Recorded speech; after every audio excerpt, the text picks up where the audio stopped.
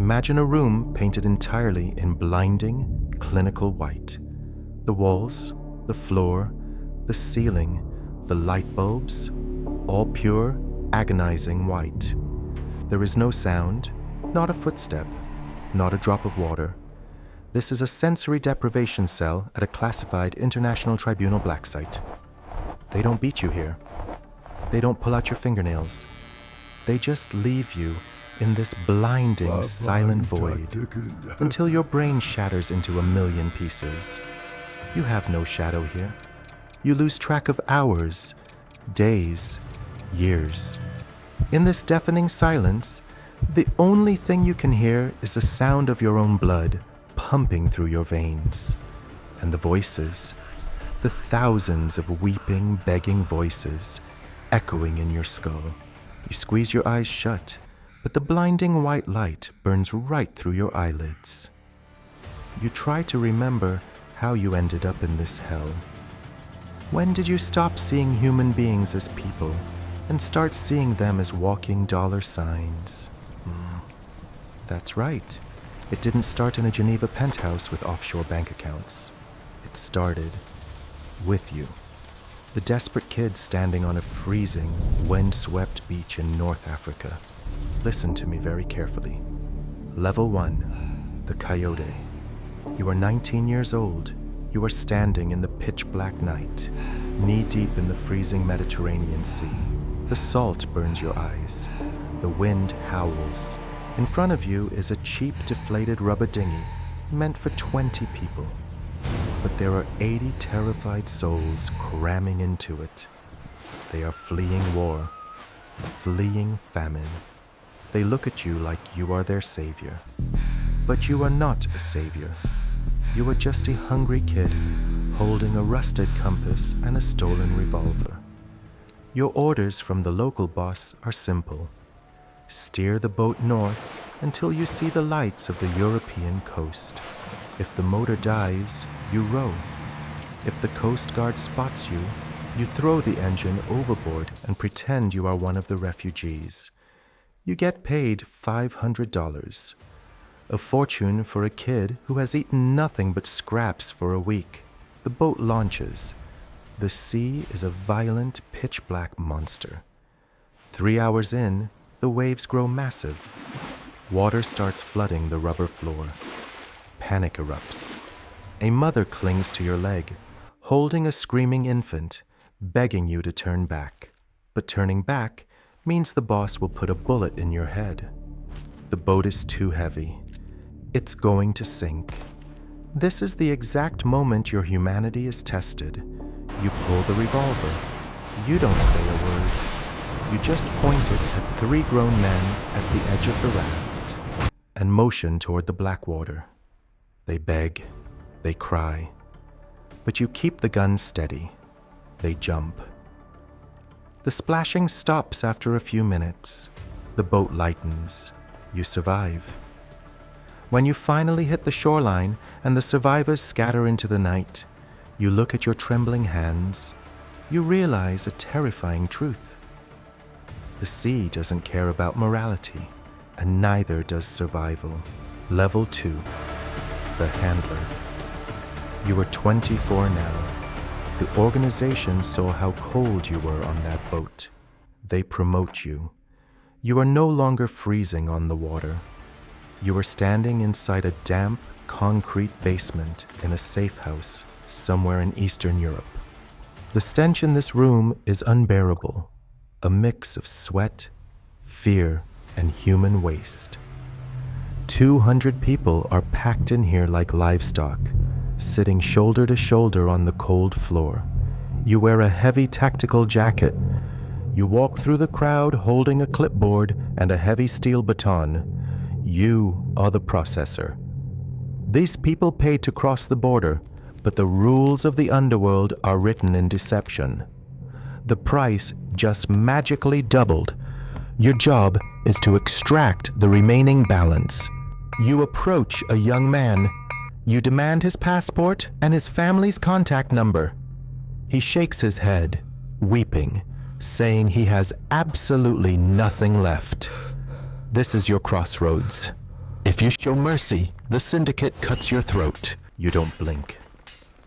You grab his hand, pin it against the concrete wall, and bring the steel baton down on his fingers. The sickening crack of bone echoes through the basement. The screams are deafening. The other 200 people watch in absolute, paralyzed terror. You toss a prepaid phone onto his chest and tell him to call his mother. Within an hour, the money is wired to an untraceable account. You collect the cash. You take their passports, effectively erasing their identities. They are no longer citizens of any country. They are ghosts. And you are the grim reaper who owns them. You go back to your apartment. You count a stack of bloody bills. You buy a nice watch. You learn that hope is the most expensive commodity on Earth, and you are the one selling it. Level 3. The Labor Lord. You are 30. You have proven that you can extract every last drop of value from human flesh. You move to Western Europe. You wear a sharp, tailored wool overcoat. You drive a sleek black Mercedes. You are the manager of an invisible empire. The refugees who couldn't pay their debts at the Safehouse are sent to you. You run massive underground operations, illegal meatpacking plants operating at midnight, vast agricultural fields hidden from public view. You have 500 undocumented workers under your command. They work 16-hour shifts in freezing lockers or under the scorching sun. They get paid pennies. If they get sick, there are no doctors. You don't know their names anymore. To you, they are just inventory, barcodes on a spreadsheet. One afternoon, a worker collapses in the tomato fields from severe heat stroke. He is foaming at the mouth, dying in the dirt.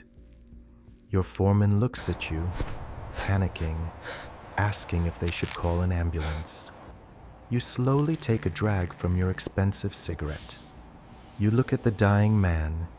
If you call an ambulance, the authorities will ask questions. The operation will be exposed.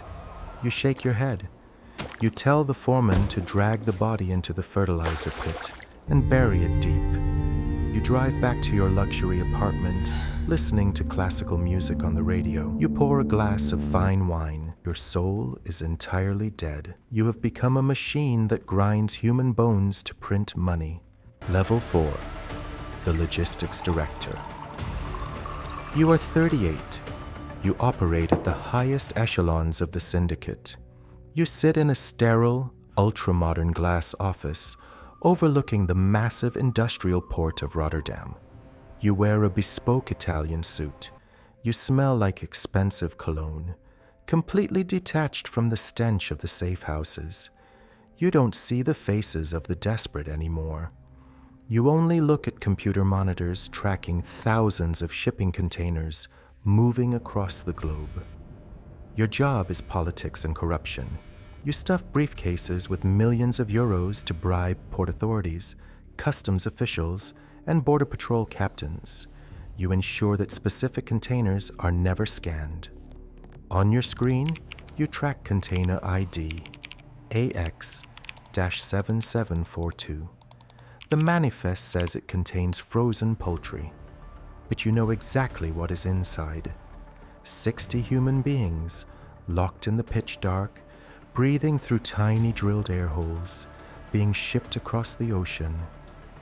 Suddenly, your encrypted phone rings.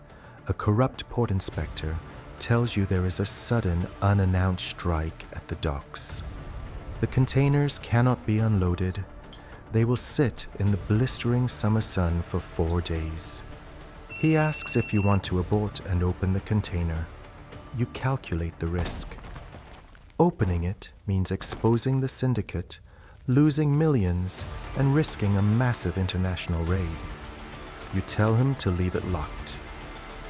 For 4 days, you sleep in your silk sheets, perfectly comfortable. You know exactly what is happening inside that steel box. The heat, the thirst, the scratching at the metal walls, the slow, agonizing suffocation. When the strike ends and the container is finally moved to a dark warehouse, your men open the doors. Absolute silence. 60 bodies. Your boss calls you, furious about the lost merchandise. You don't apologize. You calmly explain that it was an acceptable 15% margin loss, and the insurance fraud on the frozen poultry will cover the deficit. You have transcended cruelty. You are a cold, calculating monster operating in the shadows of global commerce. Level 5, the Syndicate Kingpin. You are 52. You have reached the terrifying summit of the global underworld.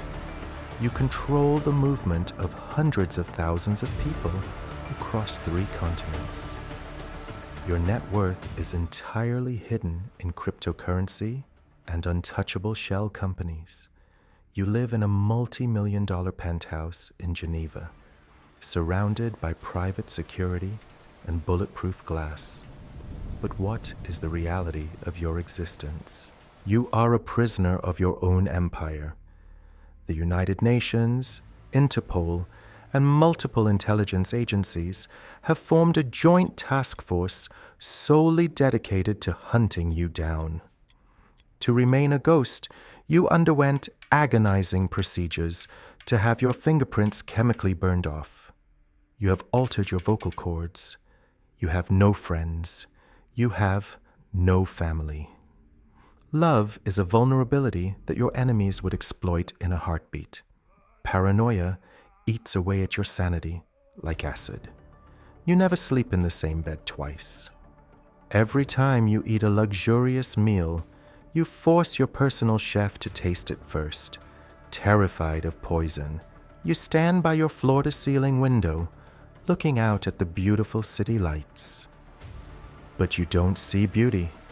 In the reflection of the glass, you see the faces of the men who drowned in the Mediterranean, the faces of the families you broke in the safe houses, the faces of the people who suffocated in the dark containers.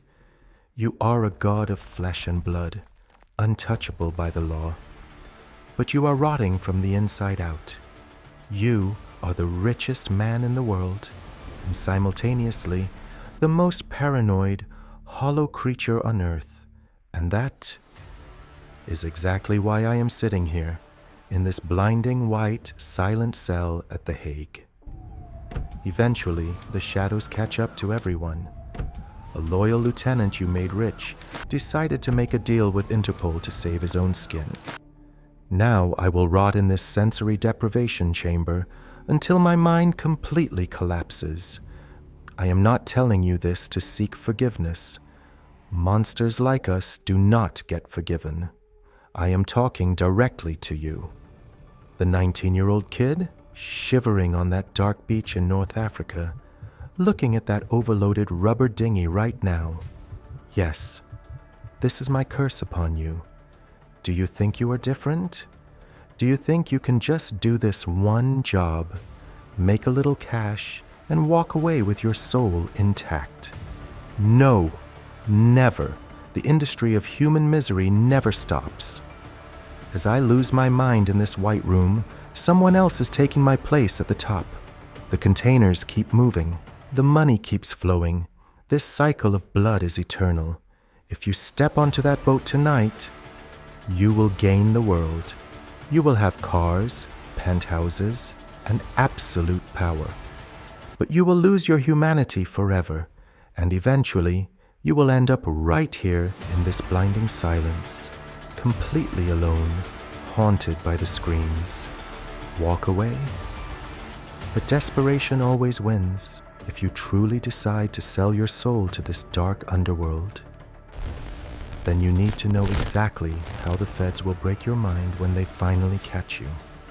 I left the classified interrogation tapes right here in the video on this screen. Click it if you think your sanity can handle the truth.